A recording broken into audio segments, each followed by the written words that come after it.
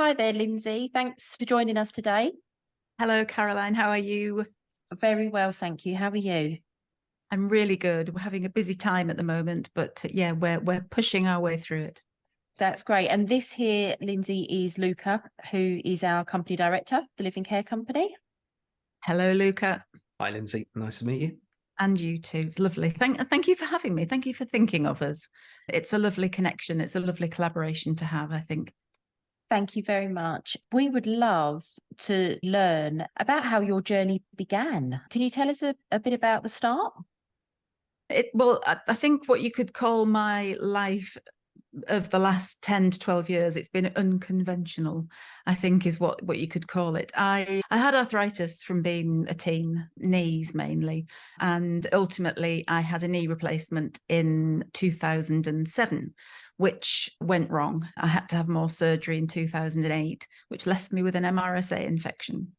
And it was at the time when there was a lot of MRSA going around hospitals. It was a really bad time, which left me very, very ill. And ultimately, in 2010, I opted to have my left leg amputated above the knee.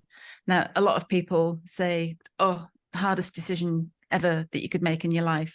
It actually wasn't, because I'd pretty much lost use of the leg 3 years previously when I was ill. So that actually helped me along that journey, but it was still a long journey to go as an amputee.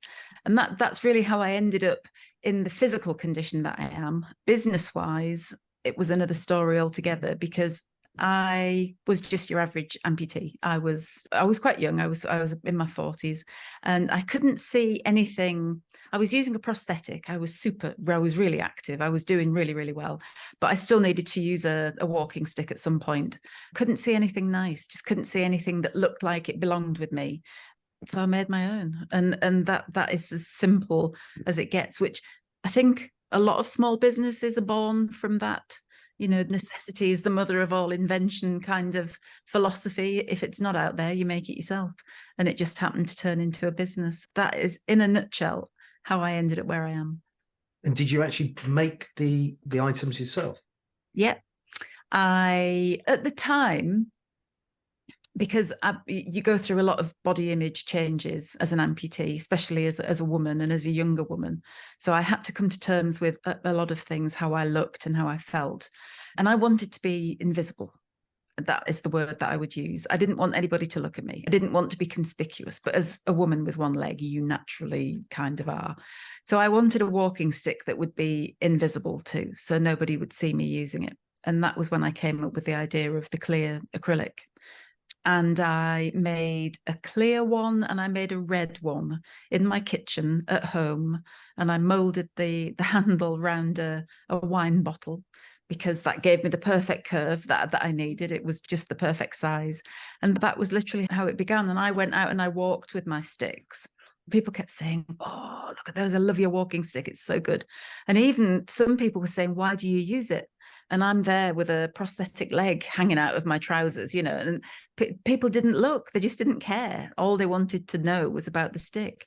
And that was what I thought, if I'm feeling that effect, other people could have that effect. I could give that to a lot of other people. So, and that was where the business was born. But the walking sticks were just born because I wanted something nice and a bit sexy and a bit sassy. Who was your first customer? It was a woman called Sylvia, and she may be out there. And she ordered a silver walking stick from me, and I thought it was a joke. I thought, because I just launched the website and I had no marketing, I had nothing. There was no budget behind it. I was just literally just launched the website, and somehow Sylvia found my website and she ordered a silver walking stick. And I thought, this is a joke. This is one of my friends gone on and they've ordered a stick, but it wasn't. It was that was my first customer. We don't sell silver anymore, but I will never forget Sylvia. She was my first customer. So was there a moment then, like a wow moment, that you thought, we've really got something quite special here? Yeah, there was a couple of moments. I remember going into a really bougie kind of interior store, the kind where they have, expensive leather chairs and all that kind of stuff. Mm-hmm. Going in there, and the lady behind the counter saying, I love your walking stick. Where did you get it? And I said, I make them myself. And she said, sell them to me and I'll sell them in this shop. It was her shop. And I thought, whoa, my goodness, that's quite an offer, that someone likes them enough to want to sell them on my behalf. And that was a big moment. And I stored that. I didn't do it, but I stored it up there, thinking actually that could be another avenue as well. But yeah, that was one of the wow moments. I mean, there's been so many wow. I mean, when Selma ordered, and I went in and checked the orders one morning, and Selma Blair had ordered. And I thought, well, we've arrived, haven't we? When people are ordering from Hollywood, and From Hollywood. they're not reaching out before, they're not asking for them for free. They're just ordering them like customers. That's all they are just regular customers. And Christina as well, same thing happened with her. And those were wowie moments for the business for sure. Yeah. They must have been pinch yourself moments. Is this real? Is this happened? Well, yeah, they actually were. I remember looking at the address and thinking that must be a fake address. That can't be, like a real place. And there's the house that that she lives in. And yeah, it was a pinch moment. And you've now started a new partnership with Christina. Is that right? Yeah, but after Christina started using our walking sticks, we came up with an idea to create a walking stick that would raise money for MS charities, because a lot of our customers actually have MS. A lot of our customers are younger people with MS, and it's just something that we wanted to reach out and support. We support cancer research as well through one of our walking sticks, so it wasn't the first time that we'd done it. So yeah, we created this FUMS, hashtag FUMS walking stick with Christina, because she wanted to give people what she felt about MS. It wasn't pink and frilly. It was dark, and it was grungy, and it was impinging on her life, and that's how she felt or feels. So that was the stick that we created, and I think we hit it really well, because it looks super grungy, and a lot of people have supported it. So that means we're able to give money to MS charities in the US and in the UK as well. For those who aren't in the know, that's the actress, isn't it? Christina Applegate. So of late, she was in Dead to Me, which was a series you'd find on Netflix. She was in, goodness me, she was in Anchorman. She was in, just so many things. There's too many to mention. I watched her in Surviving Christmas the other night with Ben Affleck, and I thought, she's just so great. She's funny. I mean, she's a very funny lady. And in real life, she's funny too. Where are your customers based? So our customers at the moment are based roughly about 50% in the US, which will surprise a lot of people. 50% in the US, about 40% UK, 10% rest of the world. So all those people in America actually pay for shipping, and they pay for the import taxes to be able to have the Neo Walk sticks, which is why we just recently started a partnership with a company called walkingcanes.com in the US, and they sell a very small range of our sticks on their website. And it just means that they're more available to people. They're quicker, they're less shipping, and there's no import tax on them. So it's just making them available to people who otherwise may have looked at our sticks and said, it's not for me. So we just keep trying to find ways to make our products accessible to as many people as possible. So you'll always find us trying to bring the price of some of the walking sticks down. So there's always an entry level stick that people can try if they want to try us for the first time. But yeah, our customers are mainly American. It's a big market over there, but a huge country. So the ratio balances out between the UK and the US when you think about how big their population is. And what about the age range? Do you have lots of younger customers, or are the majority over sort of 70? No, it's really surprising, you see, because the age range has changed over the last 4 years. I was always my target market. So my target market has changed with me. So it used to be like 55-year-old women who were wanting, just like me, to, still dress to impress a bit and still go out with a fancy walking cane. But as time's gone on and the word has spread, the age group has turned into about 18 to 35 is our most popular age group. But that doesn't mean that there isn't ages either side. So we have people as young as 8 and we have 100-year-olds. We've got everything in between. But the age range has kind of changed. And I believe that's with the growth of Instagram, because it's that age range that really live on Instagram. Everything goes on the gram, doesn't it? And, you know, that because we are active on there, I think that's why the age range has changed. But that's just my opinion. What are your most popular sticks, Lyndsay? Still, the most popular ones are the clear ones. So they want the clear ones with the bubbles in. Yes. So it's clear with a bit of fun. And obviously that they can light up really well as well, because we do light up walking sticks, which have the fun and the safety aspect. So, you know, it's fun to go out and have a stick that looks like a lightsaber, but it also means if you're out walking the dog at night, people can see you really clearly. Yes. They do shine very bright. So the clear ones with bubbles, the black, the FUMS one has been hugely popular, the black DNA down it. So it's still kind of the clear ones. But if you go into colours, it's always purple. Purple wins. So purple bubbles, Lilibet, that's always there, which is my favourite too. So I'm happy about that. And you make them bespoke as well. Every stick is made by hand. So everyone, we have nothing on the shelf. You order your walking stick and it's made to your spec. So it's made for your handle shape, it's made for your height, it's made with the colour rubber ferrule that you want. It can have a grip on, it can be made to light up. Everything is made bespoke. Everything is made by hand in York here. That's fantastic. How do people go about ordering?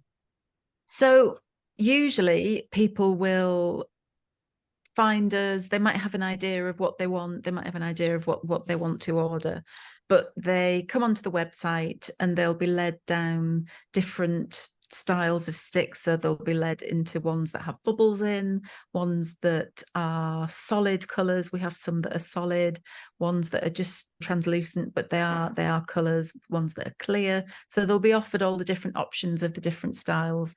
And then they just appear on the website. You order there's drop-down menus with the length of stick that you want. We do have advice on how to measure. There's videos and there's text on how to measure for your length of walking stick, because obviously that's really important, because otherwise you get the wrong length and it doesn't work for you. So you select the length that you want, the handle shape that you want, and then the order comes through to us. We normally take between 5 to 10 working days to make your walking stick. If you're lucky, it might come through at a quiet time and you get it within a few days, but that's basically how it happens. And we're always, you know, we're a small office. There's only 4 of us in there. I'm in there all the time. So if you go on chat, we have a web chat, and we've all adopted names of the walking sticks. So the walking sticks have really funky names. So that my dog that you met earlier, that was Sky. So she's got her own stick called Starry Sky.